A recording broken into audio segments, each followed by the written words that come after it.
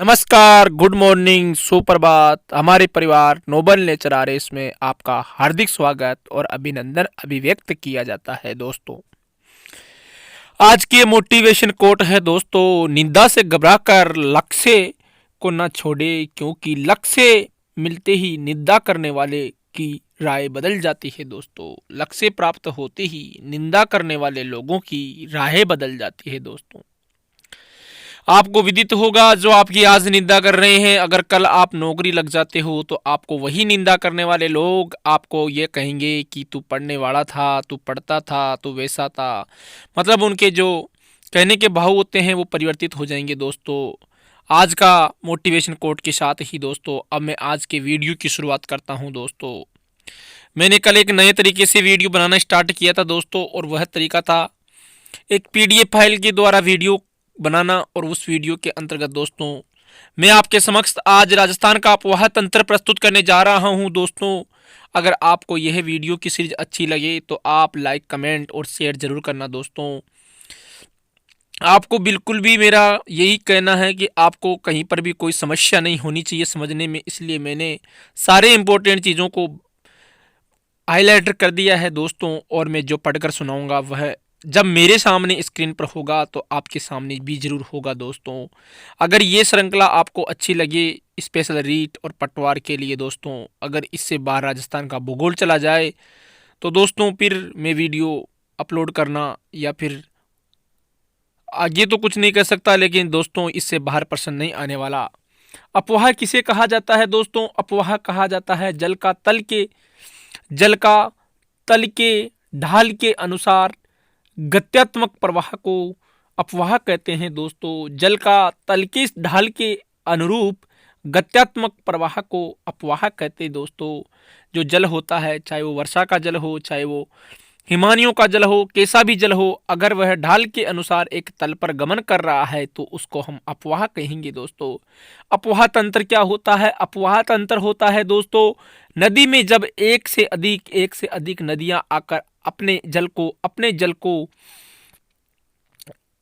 नदी में जब एक से अधिक नदियां आकर अपने जल को उड़ले तो उसे अफवाह तंत्र कहते हैं दोस्तों। अनेक सहायक नदियां आकर किसी एक बड़ी नदी में अपना जल विसर्जित कर दे, उसको अफवाह तंत्र कहा जाता है दोस्तों। अफवाह बेसिन क्या होता है दोस्तों? क्षेत्र में धरातलीय जल का बहाव एक ही दिशा में होता है। धरातलीय जल का बहाव एक ही दिशा में होता है, उसे अफवाह बेसिन कहते हैं दोस्तों। उसके बाद में चौथी लाइन है, नदी अपनी सहायक नदियों के जल को ढाल के अनुरूप लेकर चलती है, उसे ही अफवाह क्षेत्र कहा जाता है दोस्तों। नदी अपनी सहायक नदियों का जल ढाल के अनुरूप अपने साथ बहा कर ले जाते हैं, उसे अफवाह क्षेत्र कहते हैं दोस्तों।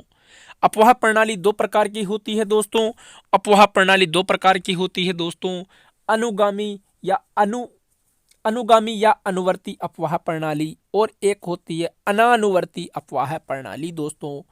अनुगामी जो अफवाह प्रणाली होती है वह ढाल के अनुरूप गमन करने वाली नदी को अनुगामी नदी कहते हैं दोस्तों। और अनुवर्ती वह नदी जो मुख्य भूमि के ढाल का अनुसरण नहीं करती, उसे अनुवर्ती अफवाह प्रणाली कहा जाता है दोस्तों। अब जो अनुगामी या अनुवर्ती अफवाह प्रणाली है, इसके भी 4 पार्ट है दोस्तों, जिनमें अनुवर्ती नदी होती है, प्रावर्ती नदी होती है, नवानुवर्ती नदी होती है और प्रत्यानुवर्ती नदी होती है दोस्तों। अनुवर्ती नदी ढाल के अनुरूप गमन करने वाली नदी होती है। परावर्ती नदी अनुवर्ती नदी में समकोण पर मिलने वाली नदी होती है दोस्तों। अनुवर्ती नदी में समकोण पर मिलने वाली नदी होती है प्रावर्ती। और नवानुवर्ती नदी की बात करूं दोस्तों, तो नवानुवर्ती जो नदी होती है वह होती है परवर्ती नदी में समकोण पर मिलने वाली नदी। और दोस्तों प्रत्यानुवर्ती नदी होती है अनुवर्ती नदी के विपरीत बहती हुई मिलने वाली नदी है दोस्तों। अनुवर्ती नदी के विपरीत बहने वाली नदी होती है दोस्तों। इसके अलावा जो अपने अनुवर्ती अफवाह प्रणाली पढ़ी है उसके भी 2 पार्ट बताए हैं दोस्तों। और उसके 2 पार्ट किस प्रकार है दोस्तों? उसके दो पार्ट है दोस्तों। एक तो है अध्यारोपित नदी और एक होती है दोस्तों पूर्वगामी या पूर्ववर्ती नदी दोस्तों। अध्यारोपित नदी, जब एक नदी दूसरी नदी पर अध्यारोपित होते हुए बहती है, जब एक नदी दूसरी नदी पर अध्यारोपित होते हुए बहती है दोस्तों, उसे कहा जाता है अध्यारोपित नदी। और पूर्वगामी या पूर्ववर्ती नदी ऐसी नदी जिस पर संरचना या स्थल स्थल मंडल का कोई प्रभाव नहीं पड़ता है, जिसे हम रास्ते में होकर जाते हैं, वह कहलाती है दोस्तों।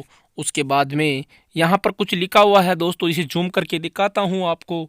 और वह लिखा हुआ है दोस्तों यहाँ पर, में रहती वर्तमान में भी उसी का अनुसरण करती है दोस्तों। उसके बाद में दोस्तों राजस्थान का अपोहा तंत्र, और राजस्थान के अपोहा तंत्र को 3 भागों में बांटा जाता है दोस्तों। पहला है अंतः प्रवाह है, आंतरिक आंतरिक प्रवाह प्रणाली वाली नदियां, जिनका हिस्सा है दोस्तों 60%। और अरब सागर का अपोहा तंत्र व नदियों का हिस्सा है दोस्तों 17%। और बंगाल की खाड़ी का अपोहा तंत्र वाली नदियों का हिस्सा है दोस्तों 23%। 60 अंतः प्रभावी, 17 है अरब सागर वाली, और बंगाल की खाड़ी वाली नदियों का प्रतिशत 23 है दोस्तों। अब सबसे पहले हम पढ़ने जा रहे हैं आंतरिक प्रवाह वाली अपोहा तंत्र वाली नदियां दोस्तों।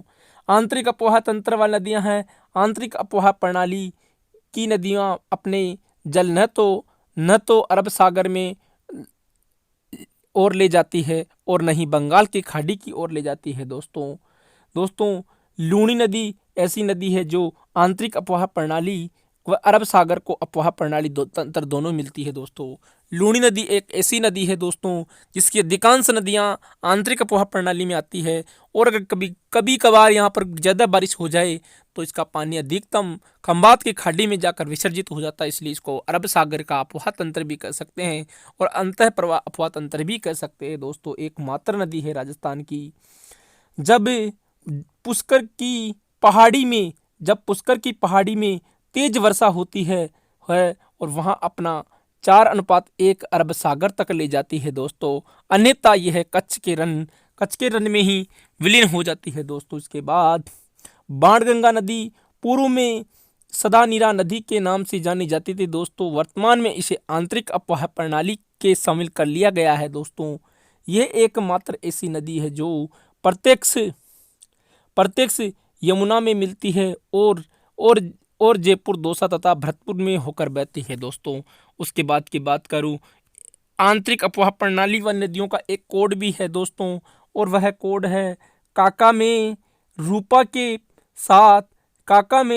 साथ रूपनगढ़ में घूघरी बना कर खा लूंगा। काका में रूपा के साथ रूपनगढ़ में घूघरी बनाकर खा लूंगा। का यानी काकनेस नदी दोस्तों, और जो काकने नदी है वह जैसलमेर के कोटरी गांव से निकलती है दोस्तों, और इस नदी का जल भुज झील है एक जैसलमेर, वहां पर जाके विलीन हो जाती है दोस्तों। कभी कभार जब बारिश होती है तब ये नदी उद्गम होता है दोस्तों इसका। दूसरी नदी है यानी कांतली नदी, और कांतली नदी का उद्गम होता है खंडेला की पहाड़ी शिखर से दोस्तों, और ये नदी चूरू की सीमा पर जाकर अंतः प्रवाही हो जाती है दोस्तों। उसके बाद में मे का मतलब होता है मेंथा नदी दोस्तों मनोहरपुरा की पहाड़ी जयपुर से निकलती है दोस्तों, और सांबर झील में अपना जल विसर्जित करती है दोस्तों। रूपा का मतलब है दोस्तों रूपारेल नदी, और रूपारेल नदी उदय सागर की पहाड़ी अलवर से निकलती है दोस्तों, और भरतपुर में अपना जल विसर्जित करती है। उसके बाद की बात करूं, सात यानी साबी नदी, और साबी नदी निकलती है दोस्तों शेवर की पहाड़ी जयपुर से, और ये पटौदी हरियाणा तक जाती है दोस्तों, पदौदी हरियाणा तक जाती है दोस्तों। रूपनगढ़ नदी का नाला होता है दोस्तों, ये रूपनगढ़ अजमेर से निकलता है और ये सांबर झील में विसर्जित होता है दोस्तों। उसके बाद में घूघरी का मतलब होता है घग्गर, और घग्गर नदी शिवालिक की पहाड़ी से आती है दोस्तों हिमाचल प्रदेश से, और ये सूरतगढ़ गंगानगर तक आती है दोस्तों। उसके बाद में पश्चिम बनास है दोस्तों। पश्चिम बनास का मतलब है दोस्तों सनावर गांव सिरोही से निकलती है, और कच्छ के रण में अपना जल विसर्जित कर देती है दोस्तों।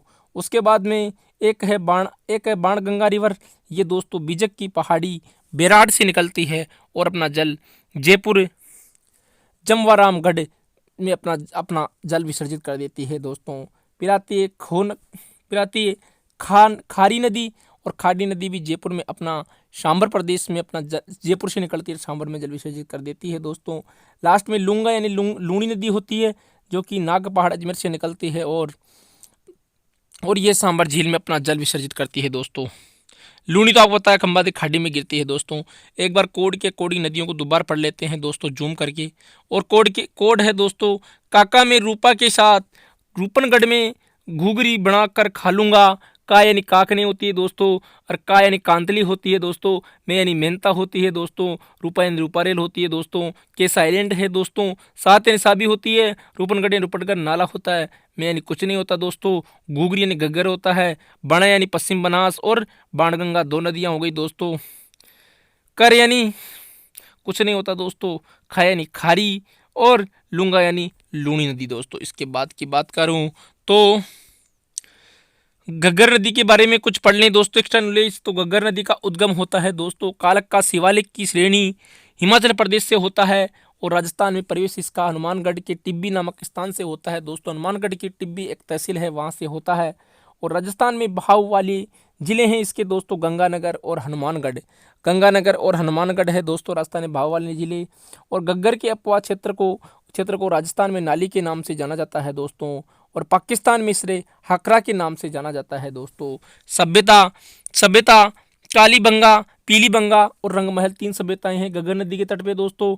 बाढ़ की स्थिति पाकिस्तान में पोर्ट अब्बास तक चली जाती है दोस्तों। मनुस्मृति में इस नदी के प्रदेश को ब्रह्मावृत कहा जाता है दोस्तों, ब्रह्मावृत कहा जाता है दोस्तों। अवशेष सरस्वती नदी की खोज 1896 में दोस्तों CS ओलथम ने की थी दोस्तों। और यहाँ पर फसल कौन सी होती है दोस्तों, यहाँ पर फसल इसकी नाली प्रदेश में सर्वाधिक चावल की खेती होती है दोस्तों, इसलिए इसे राइस बीट के नाम से भी जाना जाता है दोस्तों। उसके बाद वैदिक नाम है इसका दृश्यदती दोस्तों, उपनाम है इसका मृत नट सोतर नदी दोस्तों। इसके अलावा कुल लंबाई है इसकी 465 किलोमीटर। और घग्गर का मैदान वागी के नाम से जाना जाता है दोस्तों, यहाँ पर अंतर प्रवाह नदियों का एक मैप दिखाया गया दोस्तों, जिसे आपको जूम करके दिखाऊं तो ये देख सकते हो आप घग्गर नदी, जो कि कालक का शिवालिक की पहाड़ियाँ हिमाचल प्रदेश से निकलती है, और टिब्बी हनुमानगढ़ में राजस्थान में प्रवेश करती है। हनुमानगढ़ होती हुई गंगानगर, और गंगानगर के बाद में पाकिस्तान में जाकर के पोर्ट अब्बास तक जाती है दोस्तों। उसके बाद की बात करूँ, काकने या मसूरदी नदी भी कहा जाता है, ये जैसलमेर में बहती है दोस्तों। आप देख सकते हो जूम के साथ, ये रही काकने, ये रहा जैसलमेर। उसके बाद में एक नदी और है दोस्तों, जो ये है कांतली नदी, जो कि राजस्थान के सिक्कर में बहती है दोस्तों। और इसके बाद में साबी नदी दोस्तों जयपुर की शेवर की पहाड़ियों से निकल करके भरतपुर होती हुई ये दोस्तों उत्तर प्रदेश में जाती है। इसके अलावा मेहनता नदी दोस्तों जयपुर से निकल करके सांभर में जाके गिरती है दोस्तों। इस प्रकार आपको मैंने मैप भी दिखा दिया है दोस्तों जूम करके, आप एक बार और देख सकते हो दोस्तों। ये है राजस्थान की अंतर प्रवाह वाली नदियाँ दोस्तों। इस प्रकार आगे बढ़ता हूँ अब देखता हूँ दोस्तों बाणगंगा रिवर। और बाणगंगा रिवर के बारे में अगर मैं आपको बताना चाहूँ तो दोस्तों बिजक की पहाड़ी जयपुर से निकलती है बाणगंगा रिवर, और इसका दूसरा नाम है दोस्तों अर्जुन की गंगा। बहुत बार एग्जाम में पूछा गया प्रश्न है दोस्तों, राजस्थान की किस नदी को अर्जुन की गंगा कहा जाता है, या रुंडित नदी भी कहा जाता है दोस्तों, वह बाणगंगा है, जिसका उद्गम बिजक की पहाड़ी जयपुर से होता है, इसलिए इसे ताला नदी भी कहा जाता है दोस्तों। बाहु क्षेत्र के कारण इसे ताला नदी भी कहा जाता है। और जमवा रामगढ़ 1903 में राम सिंह द्वितीय ने बनवाया था दोस्तों।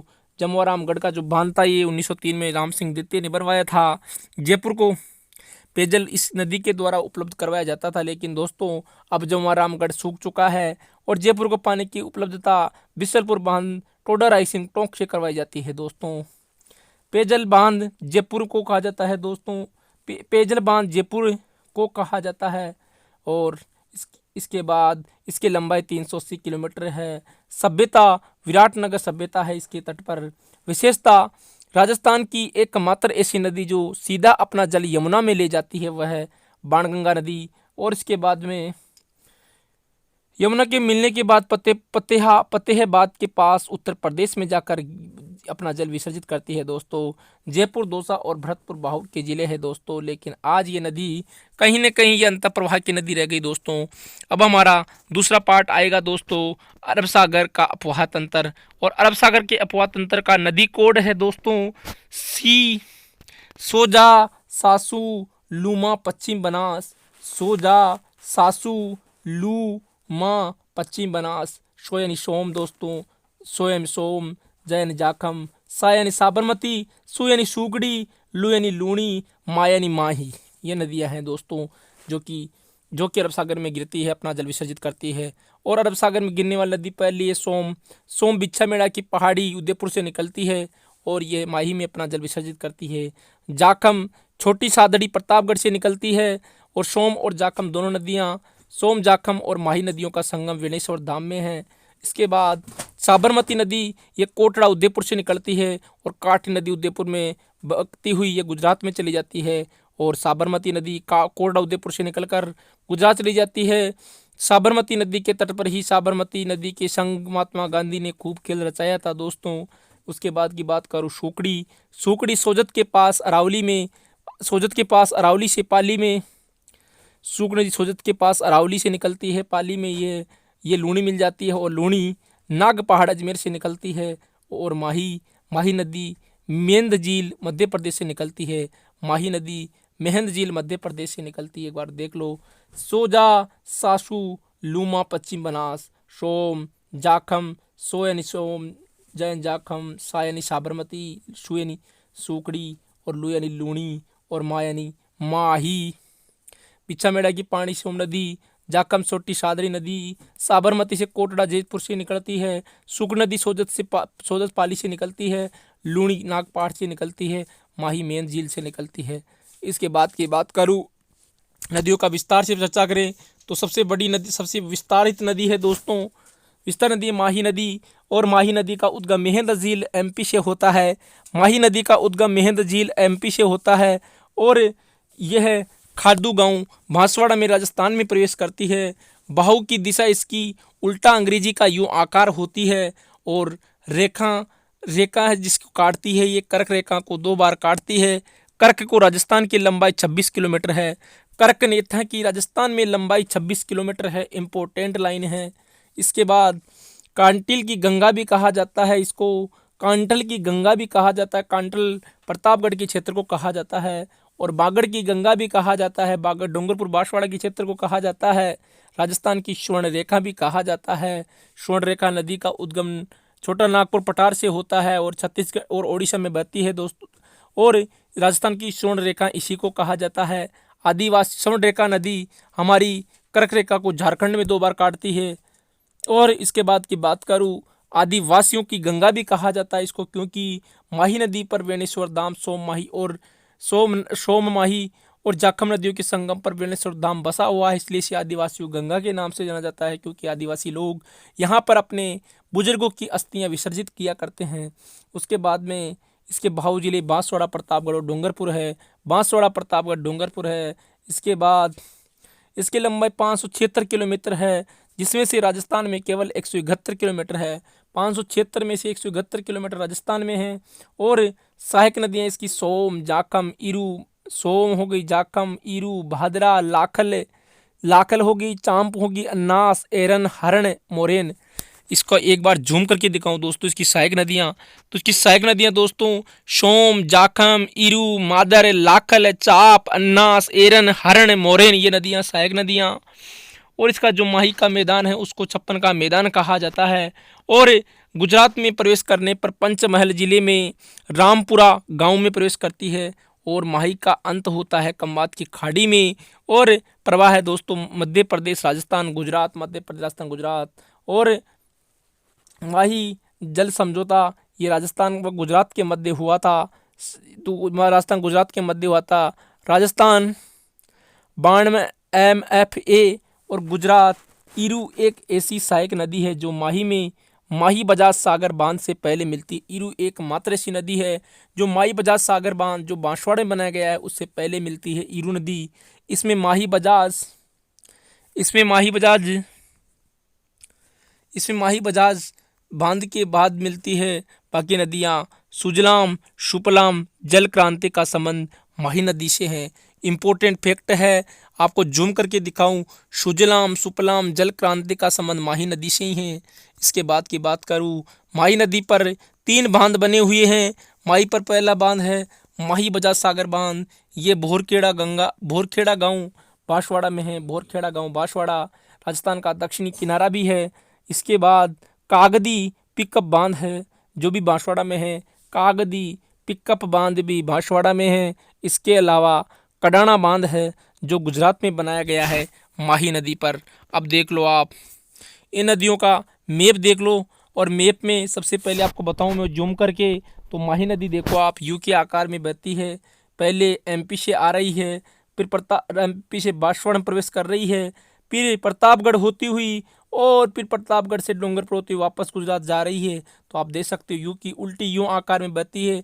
ठीक किसी प्रकार भारत में एक स्वर्णरेखा नदी बहती, इसलिए वो राजस्थान की स्वर्णरेखा कहलाती है। ये जाखम की बात करूं तो जाखम चित्तौड़गढ़ से आ रही है, छोटी सादरी चित्तौड़गढ़ से, और ये इसमें आकर के मिल रही है जाखम नदी। इसके अलावा सोम नदी देखिए आप, उदयपुर से आ रही है सोम नदी, और उदयपुर से आने के बाद ये है डूंगरपुर में आकर के इसमें मिल रही है। सोम और जाखम ये तीनों डूंगरपुर में बेणेश्वर धाम पर मिल रही है। इसके अलावा और नदियों की बात करूं तो साबरमती नदी आप देख सकते हो उदयपुर के कोटड़ा गांव से निकल रही है और गुजरात में जाकर गिर रही है दोस्तों। इसके बाद की बात करूं, सिरोही से एक नदी आ रही है पश्चिम बनास, जो भी गुजरात में जा रही है और खंबाती घाटी में अपना जल छोड़ रही है। इसके अलावा बात करूं तो लूनी नदी देख सकते हो आप, और लूनी नदी का जो उद्गम होता है नाग पहाड़ अजमेर से होता है। इसके बाद लूनी आती है नागौर में, और नागौर के अंदर इसमें एक जोजरी नदी आती है नागौर में, जो कि उत्तर साइड से आती है, और जोजरी नदी आकर के जोधपुर में इसमें मिल जाती है। उसके बाद की बात करूं तो इसमें एक मात्र नदी जो दाईं ओर से मिलती है, बाकी सब नदियां बाईं ओर से मिलती हैं लूनी के। आपको विदित रहे हमेशा कि जोजरी एक मात्र नदी है जो नागौर साइड से आकर या इसकी दाईं साइड से आकर मिलती है, बाकी सब नदियां बाईं साइड से आती है। सबसे पहले बांडी मिलती है इसमें, बांडी के बाद सुकड़ी मिलती है, सुकड़ी के बाद इसमें मिलती है मेरे प्यारे बंधुओं, इसमें मिलेगी सुकड़ी के बाद में खारी मिलेगी, खारी के बाद में कोई नदी नहीं मिलती इसमें। इस प्रकार ये आपको जूम करके मैंने दिखा दिया। ये राजस्थान के अरब सागर फुआ तंत्र का सारा डेटा दे दिया मैंने। उसके बाद की बात करूं तो लूनी नदी के बारे में कुछ विस्तृत चर्चा करें तो इसका उद्गम नागपाड़ अजमेर से होता है, और इसे सागरमती भी कहा जाता है। इसको उद्गम स्थान पर लूनी लूनी लूनी पुष्कर की पहाड़ियों की साथ सरस्वती नदी कहलाती है। लूनी पुष्कर की पहाड़ियाँ में सरस्वती नदी के रूप में निकलती है, और ये नदी पुष्कर में सागरमती नदी में मिल जाती है। दोनों आपस में मिलकर सागरमती और सरस्वती आपस में मिलकर के एक धारा के रूप में बहती है, तथा इस धारा को लूनी के नाम से जाना जाता है। और लूनी नदी वेदों में लवणवती कहलाती है। इंपॉर्टेंट फैक्ट है, लूनी नदी को वेदों में लवणवती नदी कहा जाता है। और कालिदास ने अनस लीला कहा था इसको, लूनी को अनस लीला कहा था कालिदास ने, अंतस लीला कहा था कालिदास ने। और अन्य नाम है इसका मारवाड़ की गंगा, मरु गंगा, और रेगिस्तान की जीवन रेखा एंड मरु आशा, और सागरमती नाम है इसके, मरु आशा सागरमती। इसके उपनाम देख सकते हो आप, जूम करके दिखाऊं तो सागरमती, मरु आशा, जीवन रेखा, रेगिस्तान की जीवन रेखा एंड मारवाड़ की गंगा और मरु गंगा के नाम से जाना जाता है इसको। उसके बाद की बात करूं तो विशेषताओं में पश्चिम राजस्थान की सबसे लंबी नदी। इसके अलावा बहाऊ जिले अजमेर, नागौर, जोधपुर, पाली, बाड़मेर, जालोर 6 जिलों में बहती है ये नदी। संपूर्ण बाहु क्षेत्र को कहा जाता है गोडवार प्रदेश, संपूर्ण बाहु क्षेत्र को गोडवार प्रदेश कहा जाता है।